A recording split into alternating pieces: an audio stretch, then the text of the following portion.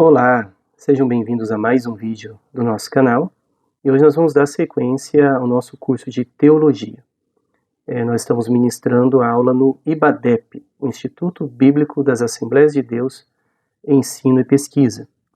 Esse vídeo faz parte dos vídeos do curso do campo eclesiástico da cidade de Piabiru, no estado do Paraná, que abrange aí várias cidades aí aqui da nossa região.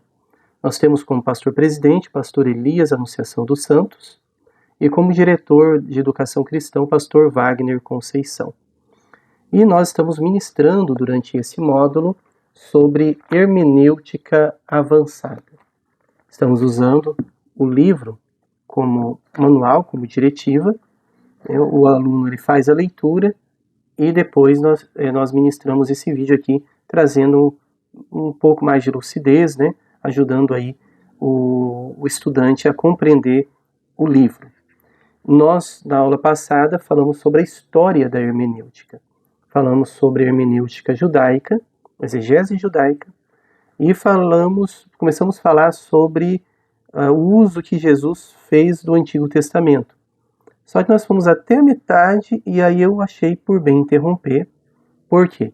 Porque eu achei mais didático a gente estar ministrando agora nesse vídeo, onde nós vamos falar sobre Jesus, né, como exegeta, vamos falar um pouquinho sobre os escritores do Novo Testamento como exegetas e a história da exegese, da hermenêutica dentro da história da igreja. Então nós vemos que Jesus, primeiro, ele foi uniforme no tratar as narrativas históricas como registros fiéis de fato.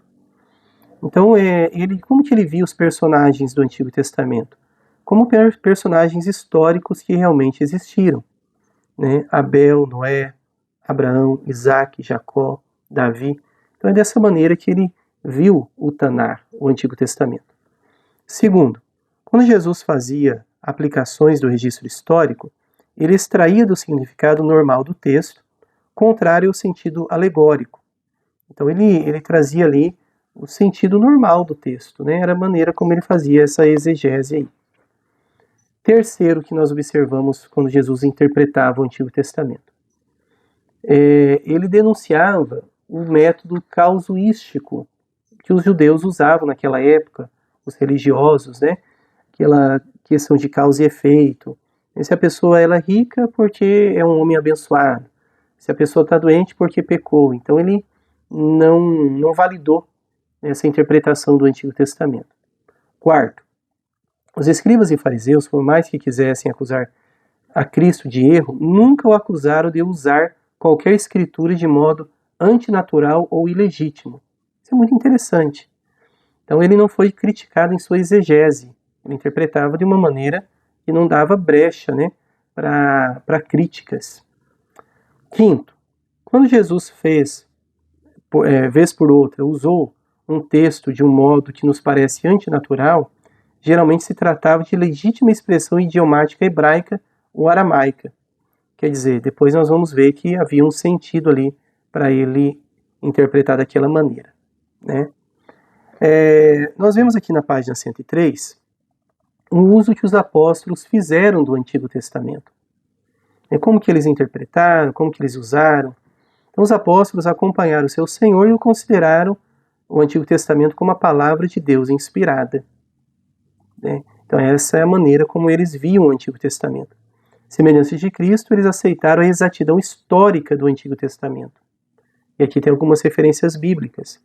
Atos 7, do 9 ao 50, né?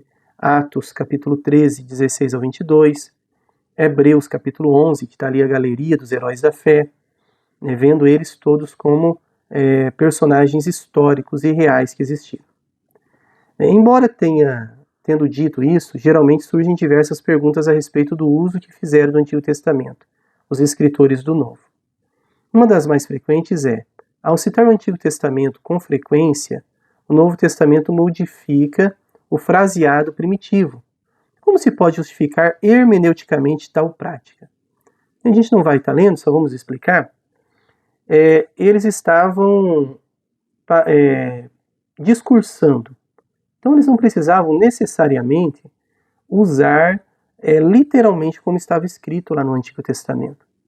Uma outra razão disso, que haviam também ali no Novo Testamento, ali, no período dos discípulos ali, algumas traduções e versões de outros idiomas. Por exemplo, havia a Peshita, que era uma versão em aramaico do Antigo Testamento, né? Havia a Samaritana, a versão samaritana do Antigo Testamento, havia a Septuaginta. Então havia várias versões ali que circulavam, que poderiam ser usadas também, né? E eles também traduziram do hebraico para o grego. Então é normal ter essa diferenciação na hora de pronunciar ou discursar. Né? Página 104 ainda vai estar falando sobre os escritores do Novo Testamento, a maneira como eles escreveram. Aqui no segundo parágrafo, acompanhe comigo.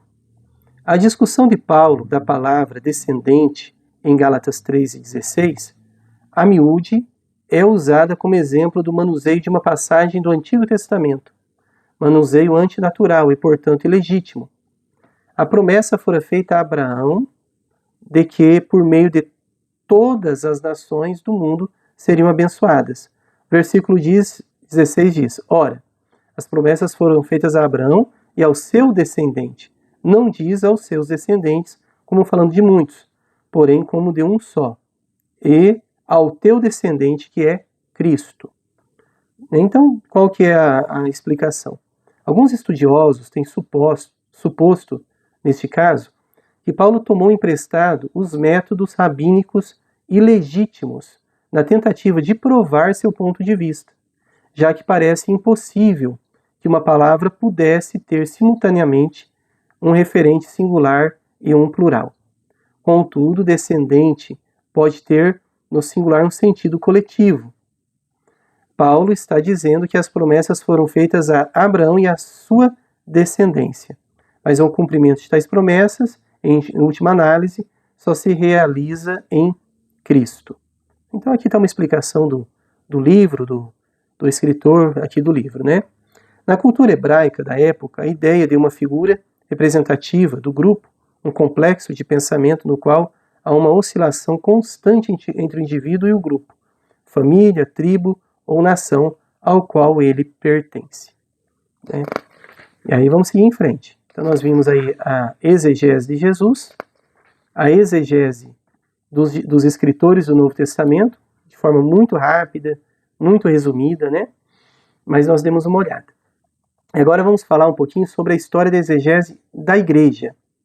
Então é dividido aqui em vários períodos, várias escolas. Nós vamos estar aqui mencionando para você, tá bom? Então nós vamos aqui fazer um vídeo somente para esse conteúdo aqui. Não vai dar tempo da gente fazer nesse vídeo não. Senão vai ficar muito longo o vídeo, né? E muito cansativo também para você. Mas eu espero que você tenha gostado desse vídeo e não perca o próximo vídeo. Nós estaremos aí postando daqui a pouquinho o próximo vídeo para você estar nos acompanhando e vendo o desenvolvimento da história, da hermenêutica e da exegese. Que o Eterno continue lhe abençoando e não se esqueça de deixar aí o seu like e se inscrever no nosso canal.